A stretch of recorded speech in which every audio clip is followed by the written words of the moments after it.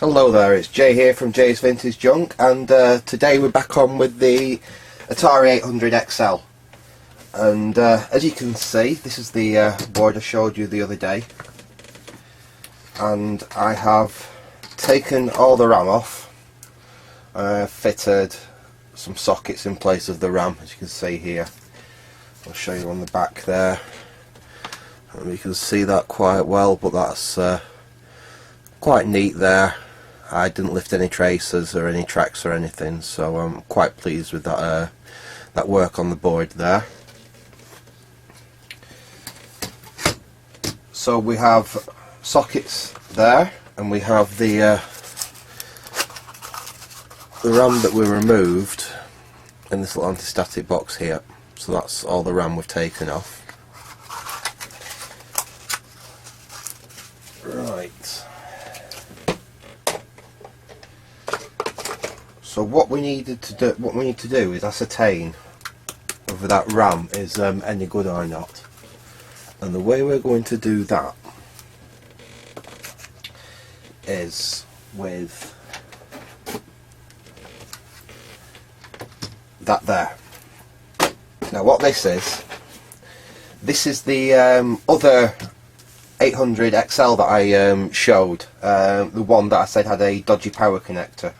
Now I had to open it up anyway to get in and to sort out that the dry joint on that power connector. So I thought, while I was in there, I noticed it was an issue 1 board. Now a lot of the issue 1 boards have everything socketed on them. So I thought, oh, I'll take the shielding off, and I'll hopefully everything will be socketed on it, and I'll be able to test them RAM chips just using this, because we know this works. Unfortunately, these are socketed, but none of the RAM was. So I whipped that RAM chip out there. I added a socket for it, so we can test the unknown RAM there in this known working board, and hopefully find out which RAM chips are defective. So we'll hook this up now, just so I can show it working as it is.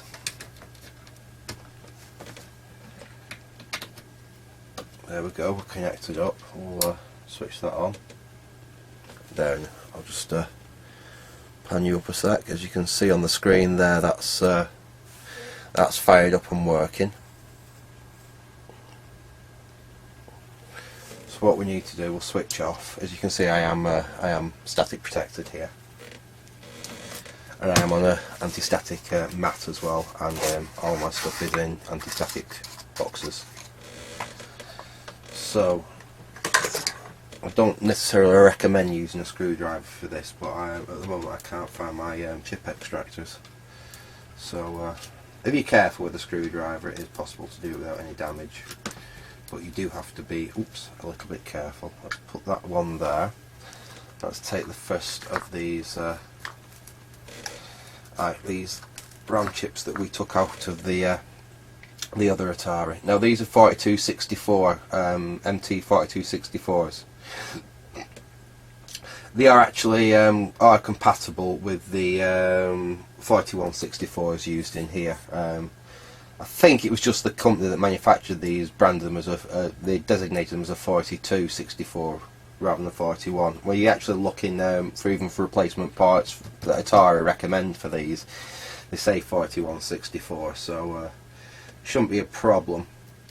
And we'll stick that in there, switch on, and I'll show you again.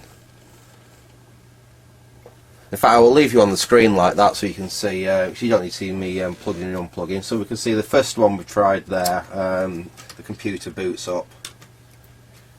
So let's take that out. Let's put that in the top there, and we'll start that as a good pile. So we know the first one we've tried is good. Let's take another one out.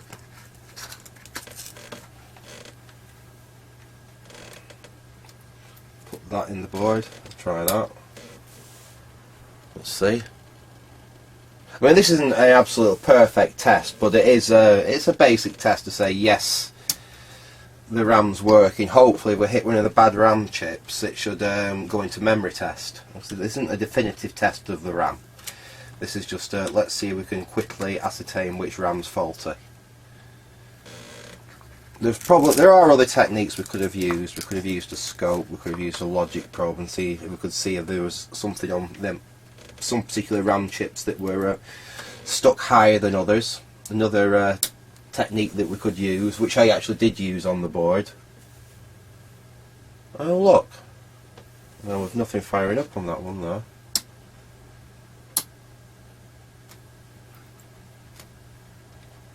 Alright, so I think we may have found a dozen.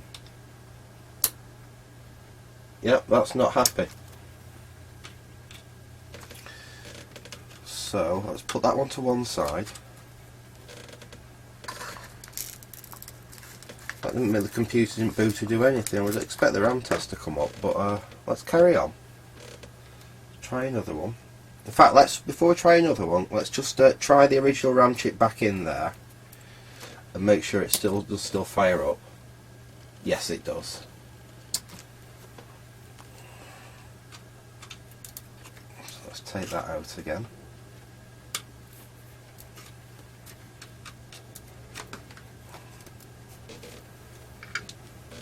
And let's try another one out of the other board. Oh, I think we might find another bad one. Well, that's not looking good, is it?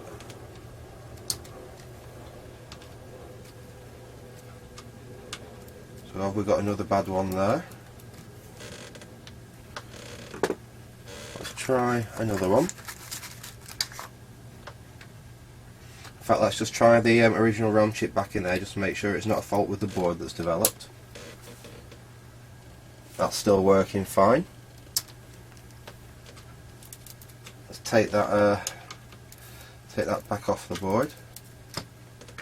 I really need to have something set up so I can have two cameras and a little picture-in-picture, I think, so you can see what I'm doing on the board and what the screen's doing. That one's okay. That's the another one we've tested off the other board. So far we seem to have two on the other board which are faulty. So we'll put that on another tested one there. Let's take another one out of here. Let's plug this one in and try. That one seems to work. Yeah, that fired up okay.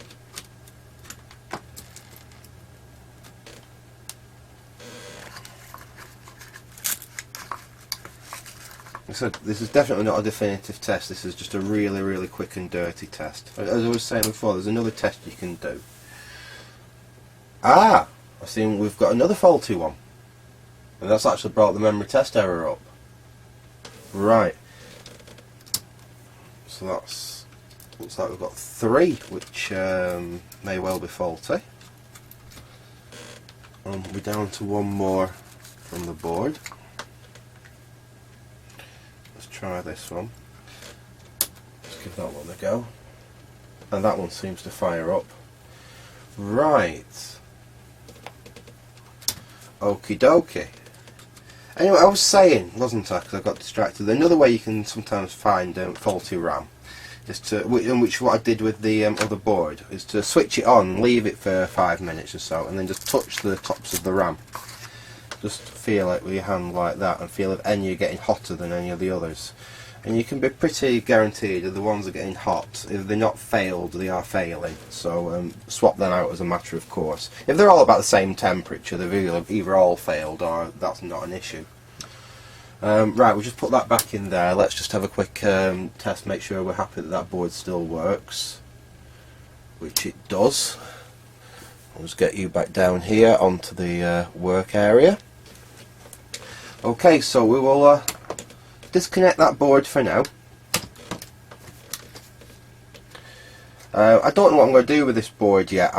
It's an issue 1, revision 1. It's an early board. Like I said, most things are socketed on it. I'm tempted to socket these. I won't bother with the 74 logic because I can always test that elsewhere. Socket the ROMs and keep this one as a test board for any other Atari 800 XL bits or other Atari bits that are compatible with it, and for testing the RAMs and stuff like that. and I'll probably put this in that scrapper case and put the nicer board, sorry, the board that we were just about to see if we can get working in the nicer case. Sell that one off and keep this one as myself as a test system. That's probably what I'm going to do. Anyway, let's just swap back over, get the other board out, and this is the RAM which has just passed that dirty test there. So let's get that out and let's insert that back in the computer. So this has passed an initial, it actually allowed the computer to boot test. We'll get these home.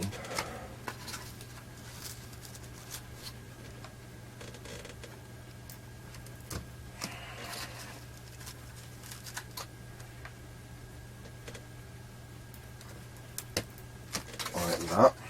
Now somewhere I've got some more RAM. Just bear with me while I find my other boxes of RAM. Let's have a look here. What have we got in here? Aha! We have RAM. Now what we want is we want something that's under 150 nanoseconds, and let's have a go with these here. These 150, these are TMM 4164s, 150 nanoseconds. So let's stick 3 of them in. So this should work okay alongside the Pt2s there, and like I said, the speed's the more important thing. So let's put them in the computer like that. Let's connect the power up to it. Make sure it's off. Hook some power up to it. Hook the video up to it. There we go. Let's switch on. And as we can see there, we appear to have a working board. Now obviously that's not a complete test yet. We need to run some software on it. We'll do some we'll leave it running for a while. We'll run some software on it, but as you can see, so far so good. In fact, let's just try this. Just bear with me. I've got a cartridge here. Now we won't be able to run it properly because we haven't got the keyboard connected up or anything, but let's see if it recognises this cartridge. So yeah, push that in and switch on. There we go. We've got Jumbo Jet Pilot. Like I said, unfortunately I can't actually play it because I've not got a keyboard or anything attached, but as you can see there, the board is working. It's got the original RAM there, and it's got the 3 replacement RAM chips there. So the next thing for this one, I think, is I will give it a clean up. I'll replace I'll test these caps. I'll replace any that need to be replaced. I'll get all the dust off it. I'll give that switch a clean because that's absolutely filthy. I will then clean the best bits of the cases I've got up. The best keyboard, I think, and reassemble this as a nice refurbished computer to sell on. And then the other board, which I've got here. I said I will. I may even socket all them. I will socket that up. I will socket them up, possibly. I will socket the ROMs up, and I'll use this as a. Keep it in the old case. That bit of plastic broke off. Like I say, it's getting a bit fragile and a bit knackered. But I'll keep it in that case and keep it for testing various Atari ICs, testing RAMs and ROMs and stuff like that. So I'm going to leave this one here at that. Remember, I'll show you this when it's all finished and built up, and I've done some proper testing on it. And then I think we might get onto that 65 XE that I've got, which has got an interesting colour issue with it, and the keyboard doesn't work on that one. So I'll leave this one at that, and I'll see you in that one. So thanks for watching, and goodbye.